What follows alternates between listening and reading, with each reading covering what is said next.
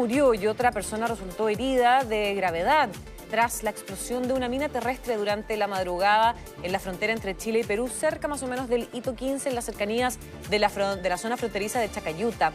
Pero bueno, para poder conversar sobre la situación de la frontera, vamos a tomar contacto de inmediato con Rodrigo Sandoval, ex jefe del Departamento de Extranjería y Migraciones y además doctor en Migraciones. ¿Cómo estás, Rodrigo? Muy buenas tardes y muchas gracias por este contacto con La Tarde en Vivo. Hola Florencia, ¿cómo estás? Un gran abrazo a los televidentes. Igualmente. Bueno, Rodrigo, primero para ir poniendo como la base, ¿cómo evalúas tú a raíz de esto que estamos conversando de esta situación, que una persona falleció y otros están heridos por esta explosión de una mina terrestre en la frontera, en la zona de Chacayuta? ¿Cómo crees tú que está hoy la situación en la frontera norte de nuestro país? A ver, yo creo que hay que distinguir. La verdad es que pocos antecedentes de los que se saben hasta el momento relacionados con este incidente parecen tener alguna relación con un tema migratorio. La verdad es que se trata de una zona bastante señalizada. Es parte de la zona que en algún momento tuvo minas antipersonales, pero la gente debe saber que las minas antipersonales fueron objeto de un proceso de retiro por mucho tiempo y hoy día casi ya no existen minas antipersonales, salvo que quede alguna que escapó al ejercicio que se hizo. Entonces, parece que el incidente tuvo lugar más bien con una mina antitanque. Las minas Ya. antipersonales no tienen la capacidad de destruir o dañar de forma relevante un vehículo, sino más bien, y justamente era el problema que tenían, generalmente mutilan a la persona que las pisa. Entonces no es una mina antipersonal por lo que uno observa. Y además por el tema de tratarse de un lugar muy señalizado y porque hasta donde yo tengo entendido el vehículo se encontraba no ingresando a Chile, sino que saliendo de Chile, la verdad es que parece más bien una figura de alguna otra clase de ilícitos, pero no necesariamente de tráfico de personas. Ya. Dicho eso, No, respecto a este tema, te lo pregunto, Rodrigo, también porque fue el propio subsecretario del Interior, Manuel Monsalve, quien durante esta mañana le fue consultado por este tema, por supuesto, y él explicó que como hay una mayor presencia de militares en las distintas fronteras, en los puntos principales de la frontera, muchas veces las personas buscan rutas que son aún más peligrosas para pasar, básicamente, como este paso precisamente cerca de Chacayuta. sí, es una hipótesis que seguramente a la hora que fue consultado el subsecretario y que me imagino que las pautas son más o menos como a las 11 de la mañana, la información que existía en ese momento quizás no era la misma que tenemos en la tarde y por lo tanto uno tiene cierta ventaja en ese sentido porque estamos hablando ahora. Pero también, insisto, son las informaciones que se han dado, no hay tanta información oficial, pero como te digo, de los antecedentes que uno compone, que se trata de una zona tan señalizada y segundo, que el tránsito era en vehículo, generalmente las personas que transitan en vehículo son personas que operan regularmente en frontera y por lo tanto saben aquellos lugares por donde no les conviene pasar. A mí me da la impresión que esto tiene que ver con un tema extramigratorio, pero esto no altera en nada la necesidad de evaluar cada cierto tiempo qué es lo que está pasando en la frontera. Efectivamente, como dice el subsecretario Monsalve, la frontera ha sido objeto de una intervención muy importante por parte del Estado chileno de aumentar la presencia que se tiene en ella, pero aun cuando se aumente, aunque que se sextuplique, aunque se agrande mucho esa presencia, lo cierto es que estamos hablando de una extensión territorial que solamente en lo que significa la frontera con Bolivia son más de 600 kilómetros. Para dimensionar, es un poco menos que la altura que tiene España y un poco más de la que tiene todo Portugal o muy superior a la que tiene Ecuador. Es mucha distancia y por lo tanto es difícil, para no decir imposible, que el Estado chileno tenga una presencialidad absoluta en todo el entorno y por lo tanto, como bien aventura el subsecretario Monsalves, es posible que una mayor presencia en ciertas zonas de la frontera signifique un aventuramiento de quienes buscan cruzarla por razones ilícitas en otros lugares, y eso puede suceder. Ahora, insisto, las minas que hoy día existen en la frontera son minas que corresponden a minas antitanque, no son las minas prohibidas por la Convención de Ottawa, que son minas antipersonales que tienen una envergadura distinta y que además alcanzan a personas. Claro. Ahora centrándonos quizás en la situación migratoria, en la crisis migratoria que se vive en el norte de nuestro país, ¿cuál consideras tú que son los principales desafíos, además de esta extensión de la frontera que tú nos mencionabas? Yo esto lo llevo conversando hace mucho tiempo y a mí Mm. me llama la atención que el foco de la atención estatal y el foco de la discusión política que hay en torno a la migración se encuadre necesariamente en lo que son los requisitos de ingreso al país y en lo que es la viabilidad de las expulsiones. La verdad es que ni los requisitos de ingreso ni las expulsiones permiten hacernos cargo de ninguna de las complejidades que hoy día tiene la migración en Chile. Hoy día en Chile existen, si nosotros calculamos, por ejemplo, a partir del proceso de empadronamiento que hizo el gobierno, que detectó que había 182.000 personas que, que ingresaron al país por vía clandestina y que hoy día se encuentran sin un estatus migratorio regular, de esas 182.000 personas, si nosotros las quisiéramos expulsar, estamos hablando de que con un vuelo a la semana, con un vuelo día por medio, nos demoramos 16 años en expulsarlos. Y con un vuelo a la semana nos demoramos 53 años. Y con un vuelo al mes nos demoramos cerca de 253 años. Lo que quiero decir con esto es que la viabilidad de solucionar las complejidades migratorias que hoy día existen, solamente expulsando a quienes ingresaron en forma clandestina, es insignificante, no existe esa posibilidad. ¿Y Por lo qué tanto, lo medidas que entonces, Rodrigo, qué medidas deberían implementar?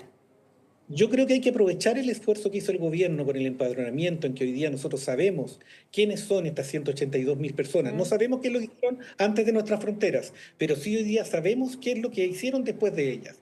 Y por lo tanto hay que aprovechar ese proceso para poder entregar formatos de regularización. No necesariamente visas, pueden ser permisos de trabajo, pero lo que no puede ser es que tengamos a 182.000 personas sin ningún estatus jurídico normalizado, sin que puedan trabajar en forma regular, sin que puedan desarrollar una vida en forma normal y además igual recargando el aparato público porque esas personas, igual sus hijos van al colegio en Chile, igual las personas son atendidas en el servicio público en el servicio público de salud y por lo tanto Chile está desarrollando, está aplicando una posición equivocada al pretender que va a expulsarlos en algún momento cuando en realidad no lo va a hacer y sin embargo el problema sigue gestándose. Y esto solamente en términos financieros. Debemos incluir también los problemas en el territorio que están sucediendo. Hay problemas importantes de convivencia que se están dando en el entorno vecinal, en el entorno local.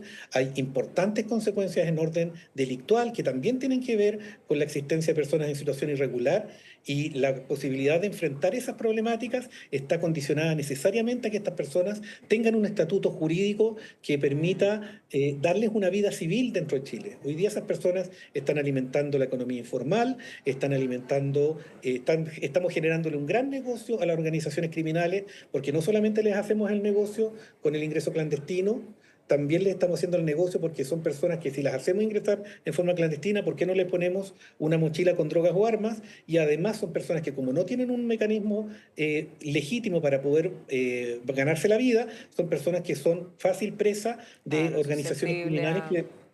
Claro, entonces Chile está haciendo un negocio muy malo y a mí me llama la atención que la clase política se reduzca, someta toda la discusión a esta alternativa que es absolutamente imposible cuando lo que deberíamos estar hablando es qué características tiene que tener un proceso amplio de regularización que permita que estas personas pasen a la vida pública para poder aprovechar este trabajo importante que hizo el gobierno del empadronamiento y para poder de una vez por todas organizar el Estado haciéndose cargo de esas personas que están haciendo una vida en Chile, pero la están haciendo de espaldas a la regularidad. Y ya para ir cerrando, Rodrigo, ¿cómo crees que ha funcionado el despliegue de las Fuerzas Armadas en la frontera, considerando que tú bien nos dices que hace falta la política pública, la discusión más en detalle, la discusión más en profundidad, mientras que las autoridades, hoy día, de hecho, el subsecretario también Monsalve anunció también, detalló más las inversiones que se están realizando en materia migratoria, dijo que van a llegar 18.500 millones de pesos, que van a ser realizados en vehículos, puestos fronterizos, tecnología, drones, con cámaras supermodernas, un avión vigía también. En fin, ¿cómo consideras tú que se está llevando, o si es que está o no funcionando este mecanismo para combatir la crisis migratoria descontrolada que está haciendo el gobierno? ¿Qué te parece a ti? Yo no quiero alimentar la desesperanza a esta hora de la tarde, digamos, pero lo cierto es que aun cuando todo, el gobierno sigue invirtiendo muchos recursos en controlar la frontera. Piensa tú que el año pasado, como nunca, se invirtió recursos, tecnología, capacitación y efectivos en fortalecer las fronteras. Y pasamos recién de 53.000 ingresos clandestinos autodenunciados a 44.000. Y no estamos incluyendo a aquellos que no se han autodenunciado porque ya no existe el incentivo para poder hacerlo. Entonces, si metiendo toda esa plata, todos esos recursos, no bajó tanto El ingreso clandestino significa que la respuesta, lo siento mucho, pero no está en las fronteras. El tema es preguntarse qué es lo que hace que haya personas que estén interesadas a recorrer todo el desierto en temperaturas extremas, un frío inclemente en la noche y un calor insoportable en el día, con sus familias, con niños pequeños, y aún así lo hacen. ¿Qué es lo que hace y entonces que esas personas transiten esas fronteras? Las respuestas no están en los permisos migratorios. No es que nosotros le vamos a dar permisos migratorios a una persona y por esa razón van a venir acá. Aquí existen razones más profundas que tienen que ver con la cooperación internacional, pero también tienen que ver con hacerse cargo de una realidad. Venezuela es un país que está en una crisis que ya es estructural, y la gente va a seguir viniendo a Venezuela. El tipo de gente que va a venir de Venezuela no la podemos seleccionar nosotros, y por lo tanto hay que contar con mecanismos efectivos y focalizados para poder separar la paja del trigo y poder dar una posibilidad de vida dentro de Chile a aquellas personas que vienen por motivos legítimos, y ser sumamente drásticos y efectivos con aquellos que no vienen con esa razón. El problema que tenemos hoy día es que las distintas políticas que se han desarrollado le afectan a aquellas personas que vienen por motivos legítimos, pero te puedo asegurar que el delincuente que viene a delinquir a Chile alcanza de todas maneras a ingresar a nuestro territorio y no se va a autodenunciar porque es resiliente a este tipo de tecnología, porque tiene la capacidad y la destreza y tiene la vocación para evadir este tipo de cosas. Entonces, esto funciona como una especie de control, si lo podemos decir así, como una pesca de arrastre en la frontera. Disminuye los márgenes globales, pero no va a resolver ni el problema de las personas que van a seguir viniendo, ni tampoco va a resolver el problema de las personas que ya están acá y que yo creo que son más de 200, 300 mil personas que hoy día las tenemos, insisto, irregularizando la economía, la prestación de servicios sociales y una serie de connotaciones que tienen que ver con el territorio.